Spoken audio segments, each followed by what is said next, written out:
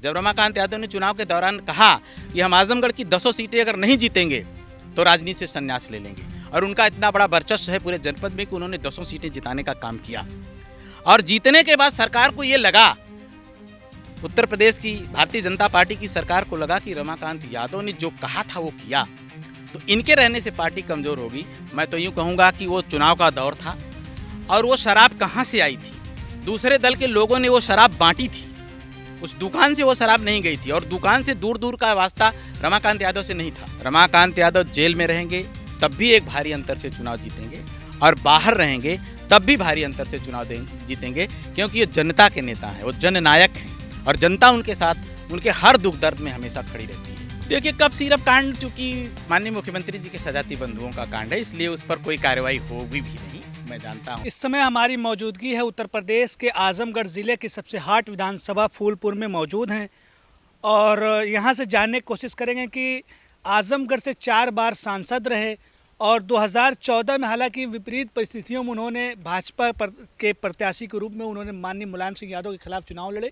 तमाम तरह के क्यास उस समय भी कहा गया था, और वर्तमान में वो समाजवादी पार्टी के फूलपुर विधानसभा से 5वीं बार विधायक हुए हैं, यानी कि टोटल मिलाकर 9 बार वो जनप्रतिनिधि चुने गए हैं। हमारे साथ बात करने के लिए रमाकांत यादव जी के प्रतिनिधि श्री विजय बहादुर जी हमारे साथ हैं। इनसे जानने की कोशिश करेंगे कि एक लंबे समय से वो जेल में हैं, आखिर उनकी विधानसभा में क्या चल रहा है, कैसे काम हो रहा है या सब कुछ रुका पड़ा है। सबसे पहले सर, आपका स्वागत है हमारे चैनल। बहुत बहुत धन्यवाद आपका। सर, आपकी विधानसभा, आप माननीय रमाकांत यादव जी के प्रतिनिधि हैं, और लोग तमाम तरह की क्या रहे, क्या विधानसभा में विकास हो रहा है? देखिए, अब माननीय विधायक जी के जेल चले जाने के बाद बहुत बड़ी जिम्मेदारी उन्होंने हमारे ऊपर डाली प्रतिनिधि के रूप में, और जो हमारे तमाम सारे सहयोगी साथी हैं विधानसभा में, जो उनके बहुत ही करीब रहे लोग माननीय विधायक जी के, उनको साथ लेकर के जो विकास के काम हैं, जो निधि का पैसा है उत्तर प्रदेश सरकार का, उस निधि से जितना हमसे बन पड़ रहा है, जगह जगह पर जहाँ ज़रूरतें हैं जिन चीज़ों की, उसको विकास के रूप में हम परिवर्तित करने का काम कर रहे हैं।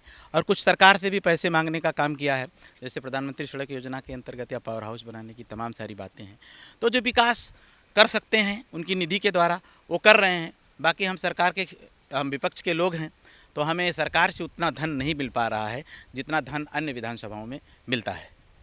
तो क्या कहेंगे, जनता के बीच में कहीं न कहीं उनकी कमी खल रही है? जनता क्या सोच रही है, कैसा महसूस कर रहे हैं आप? नो डाउट, अब आप एक मान के चलिए कि ये पूर्वांचल के मसीहा हैं, गरीबों के खास तौर से गरीब मजलूमों की बात हमेशा किया उन्होंने, पीडीए की बात हर बार किया। और मैं समझता हूँ किसी पीडीए की बात करने के नाते आज उत्तर प्रदेश की जो सरकार है, जिन्होंने उनको एक फर्जी मुकदमे के तहत जेल की सलाखों में डाल दिया है, 3 साल 7 महीने से ज़्यादा हो गए उनको जेल में, पूरा कार्यकाल उनका समाप्त होने को है, और इलेक्शन के 6 महीने बाद जो घटना हुई थी उसके 6 महीने के बाद उन्होंने उनका नाम उसमें सबमिट किया।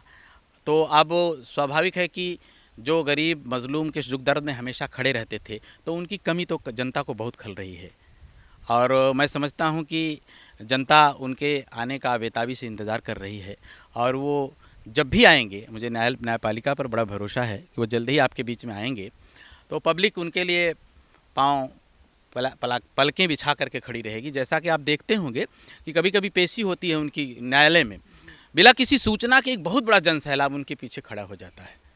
तो उस जनसैलाब में मैंने देखा है उन लोगों को जो रोते हुए लोग मिले हैं। बुजुर्गों की आंखों में मैंने इस बार आंसू देखा था, जो लोग रोते हुए मिले, जिनको प्रशासन ने उनसे मिलने नहीं दिया, और ये स्थिति है रमाकांत की इस क्षेत्र में। अभी तो महीने पहले अभी हमने देखा तो उनकी आजमगढ़ में पेशी हुई थी, और आप से मुलाकातें होती, क्या विचार उनके, कैसा महसूस कर रहे हैं? जैसे क्या अगले विधानसभा पर उनके ना होने का कुछ असर पड़ सकता है? देखिए, वो जब भी वो विधानसभा में रहेंगे या जेल में रहेंगे, सरकार जिस भी तरीके का जो भी कृत्य करना चाहे कर ले, रमाकांत यादव जेल में रहेंगे तब भी एक भारी अंतर से चुनाव जीतेंगे, और बाहर रहेंगे तब भी भारी अंतर से चुनाव जीतेंगे, क्योंकि ये जनता के नेता हैं, वो जननायक हैं, और जनता उनके साथ उनके हर दुख दर्द में हमेशा खड़ी रहती है। इसीलिए उनको पूर्वांचल, शेरे पूर्वांचल और गरीबों मजलूमों और पूर्वांचल के गरीब लोगों का मसीहा कहा जाता है। अच्छा, दूसरी छवि ये देख लें कि जो सत्ता पक्ष के लोग हैं, तमाम तरह के आरोप लगाए जाते हैं कि वो एक बाहुबली टाइप के नेता हैं, उसको लेकर आप विजय बहादुर जी, आप क्या सोचते होंगे? देखिए, बाहुबली वो खुद नहीं है, जनता ने उनको बाहुबली बनाया है।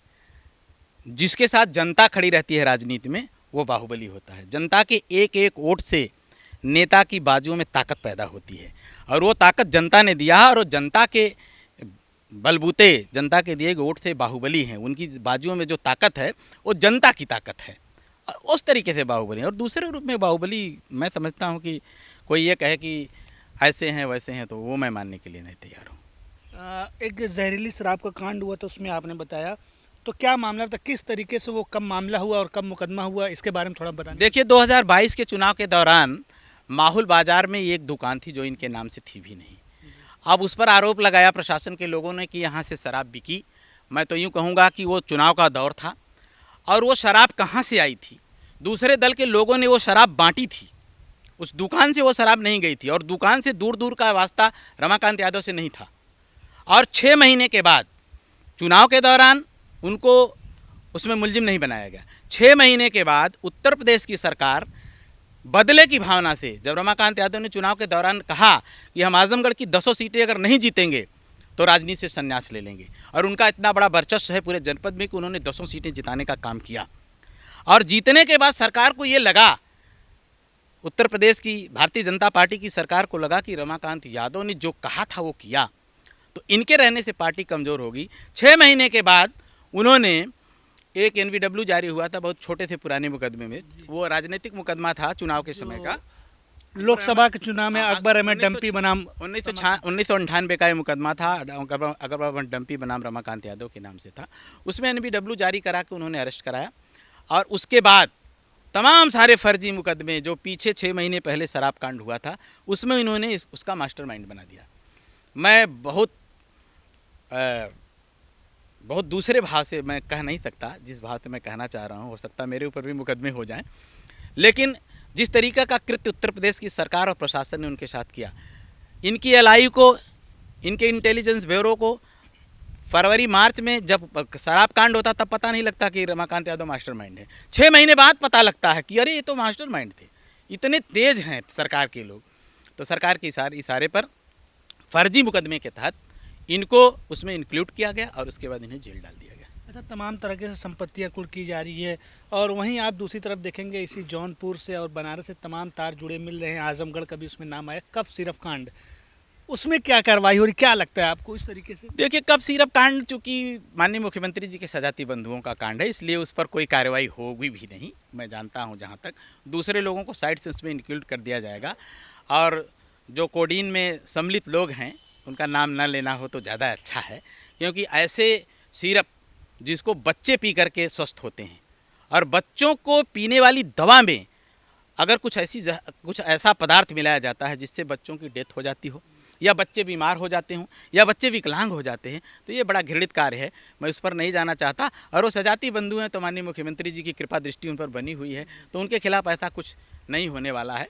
अंत में विजय बहादुर जी, आप ज़िला पंचायत से दावेदारी करें, आप अपनी ज़िला पंचायत और अपनी ज़िला पंचायत के लोगों से क्या विश्वास रखना चाहिए? देखिए, मैं पिछली बार 136 मतों से हारा था, और हारने का सबसे बड़ा कारण ये था कि उसी चुनाव के दौरान हमारी माताजी का देहांत हो गया, और वोटिंग के दिन हमारे जीजा जी का देहांत हो गया कोरोना काल में। वो बड़ा दुखद रहा हमारे लिए, और कहीं ना कहीं जनता हमारे साथ थी, और दोनों मौतों के उपरांत हम बहुत शिथिल हो गए थे, तब भी हम 136 मतों से चुनाव हारे। और उस चुनाव को हराने के लिए हमारे बहुत करीबी साथियों ने भी हमारा बड़ा विरोध किया। उनका नाम मुँह से न लूँ तो ज़्यादा अच्छा है, जो बीत गया सो बीत गया। लेकिन इस बार जनता हमारे साथ खड़ी है, हमें जनता पर पूरा विश्वास है कि अपने इस बेटे को इस बार जिले के सबसे बड़े सदन में भेजने का काम करेंगे। कनेरी की जनता जो है वो इस बार हमारे साथ पूरी तरीके से है। तो ये हमारे साथ जो बात कर रहे थे, ये समाजवादी पार्टी के 5वीं बार रहे विधायक श्री रमाकांत यादव जी के प्रतिनिधि विजय बहादुर जी थे, और इसी तमाम खबरों में हमारे साथ देखने के लिए बने रहिए ज़िया न्यूज़ पर। धन्यवाद।